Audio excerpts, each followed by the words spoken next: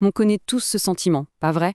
Cette espèce d'anxiété de fond, cette fatigue permanente d'être toujours connecté, et parfois ce sentiment de vide au milieu de tout ce bruit.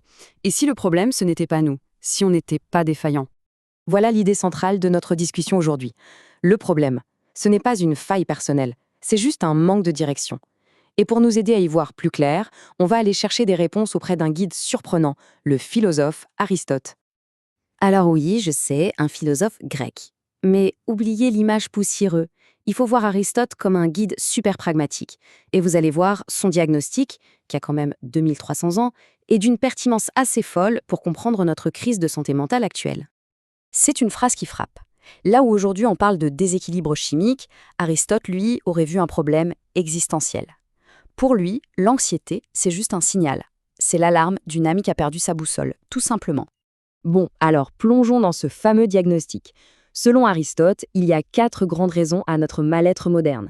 Et la bonne nouvelle, c'est qu'aucune d'entre elles ne veut dire qu'il y a quelque chose qui ne va pas chez nous. En fait, chacune de ces origines nous met dans un état d'anxiété et de paralysie. Un manque de but, eh bien, ça nous laisse flotter sans direction. Des objectifs qui se contredisent, ça nous déchire de l'intérieur. La stimulation permanente sans rien construire derrière, ça nous épuise. Et le conflit interne, ça nous bloque complètement. Pour bien comprendre, il faut parler de ce concept clé, le télos. Pour Aristote, chaque chose a un but, une fonction. Il donne l'exemple d'un couteau, son télos, c'est de couper. Un couteau qui ne coupe pas, il est frustrant, il est inutile. Eh bien, pour un être humain, c'est pareil. Notre télos, c'est de réaliser notre plein potentiel. Et c'est ça qui est puissant. Notre âme, si on veut, elle le sait quand on ne vit pas en accord avec ce qu'on pourrait être. Et ce décalage, cette dissonance, eh bien, c'est ça, l'anxiété. Ce n'est donc pas l'ennemi. C'est juste un message qui nous dit qu'on s'est un peu éloigné du chemin. Maintenant, il faut qu'on parle d'une distinction super importante. Notre culture nous pousse sans cesse à chercher le plaisir immédiat. Mais Aristote, lui, nous propose une autre voie, bien plus profonde et bien plus durable. Regardez la différence, elle est radicale. D'un côté, il y a les données, c'est le plaisir facile, immédiat, comme scroller sur les réseaux, c'est rapide, c'est passif, et ça s'épuise très vite. Et de l'autre, il y a le daimonia, ça c'est un épanouissement profond qu'on construit activement dans la durée, c'est la satisfaction de maîtriser un instrument, de bâtir une relation solide, c'est pas du tout la même chose. Le problème, c'est que notre monde moderne est un peu conçu pour nous faire de mauvais échanges. On remplace la discipline, qui est difficile, par le confort. On remplace la poursuite d'un but qui demande des efforts par le divertissement passif. Et au lieu de faire des choix délibérés, on passe notre temps à réagir aux notifications, aux emails. Le résultat, on a une vie remplie de stimuli, mais qui peut paraître terriblement vide de sens.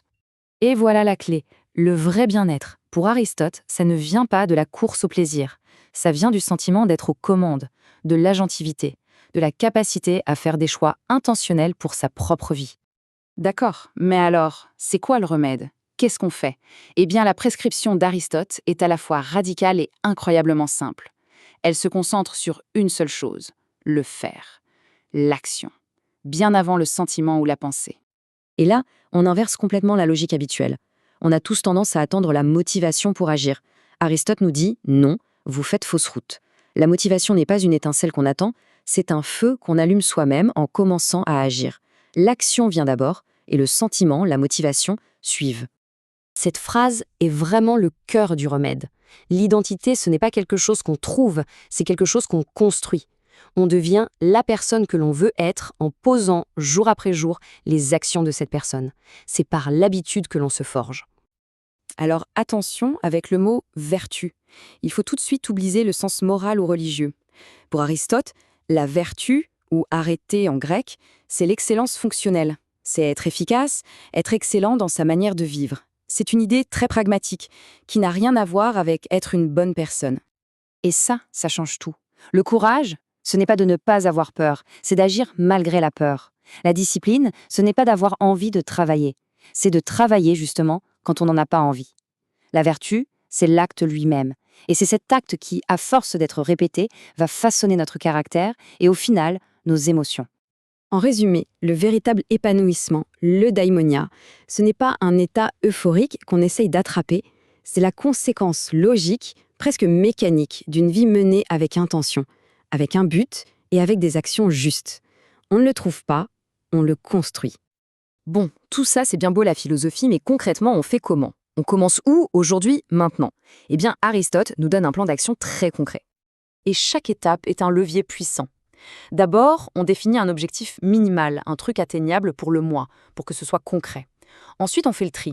Est-ce que ce que je fais me rapproche de ce but? Sinon, on arrête.